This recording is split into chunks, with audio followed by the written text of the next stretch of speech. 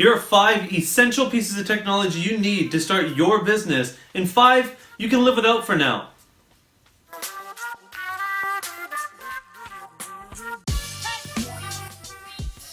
Hello and welcome everyone to You Got This. I'm your host Raj Dhatt, the founder and CEO of Case Sensitive Consulting. Today we're going to be covering a very essential topic to every startup business: technology. What do I need? What don't I need? And what should I invest in for the future? Without further ado, here's number 1.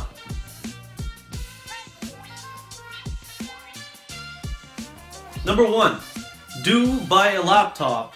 Don't buy an expensive desktop computer like an iMac. The reason being is the laptop acts as your mobile office. Anywhere your client is, you can simply take your office to them by bringing your laptop to a coffee shop or even a conference room or a business center where they're located. The problem with the expensive desktops is it does limit you to one physical location, and honestly speaking, when you do start up your business, you can actually expand your laptop into a desktop computer by buying what's called a dock, and I've left some links to Amazon below for some docks that are cheaply priced for both Mac and PC computers.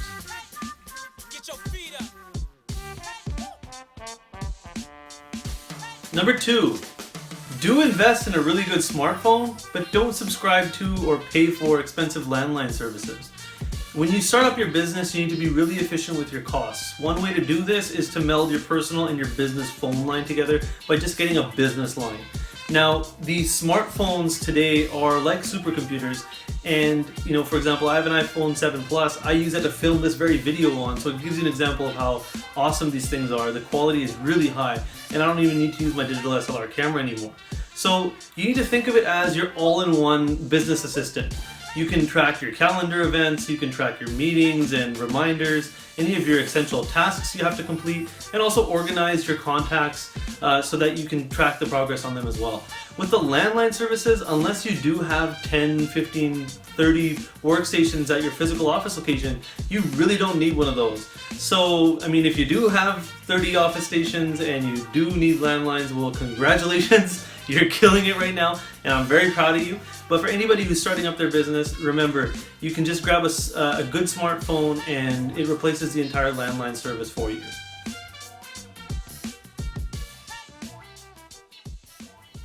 Number 3, do invest in a good domain and a very good email service like G Suite, but don't invest in something like multiple email addresses for your company just yet.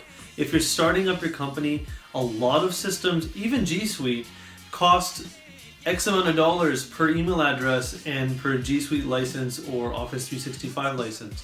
When you start up your business, one email address is more than enough to handle all of your clients' requests and even stay organized within your own company. Now, I'm assuming you're starting it up with just yourself. If you do have other staff, you can even use email services to create groups, which, for example, are like info or admin at your email address. And this should cover all of your essential needs as a business internally.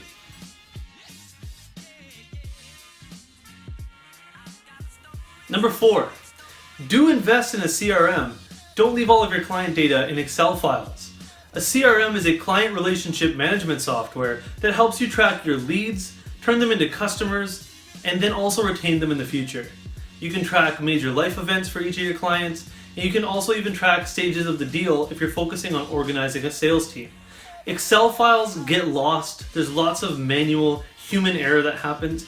And even, for example, if your computer is not hooked up to a cloud server to save your files, or you haven't done any backups, the CRM is usually hosted on the cloud and is available for free even through companies like HubSpot, but is also available in more expensive implementations through people like Salesforce and Maximizer. I've left the links to those guys below, and make sure you do check them out and see if you can actually integrate this into your company, because I think it's essential to grow your client base and also retain them in the future and maintain a good relationship with everybody. Number 5, do use free software like Google Hangouts, FaceTime, and Skype to do your video conferencing right now, and do not invest in video conferencing software licenses from companies like Cisco. Again, not just yet. As a startup company, saving incremental costs month to month will help you grow and invest in your marketing. When it comes to software like Google Hangouts, you can actually do multi-user video conferencing right now for free with your client or with your team. I'd say that's a pretty good deal. Well, there you have it, guys. 5 do's and don'ts with technology in your startup business. Thank you for watching today's episode. Be sure to hit subscribe, like, and if you have any questions regarding any of the topics today, comment below and I'll be sure to answer them. Remember, guys, you got this.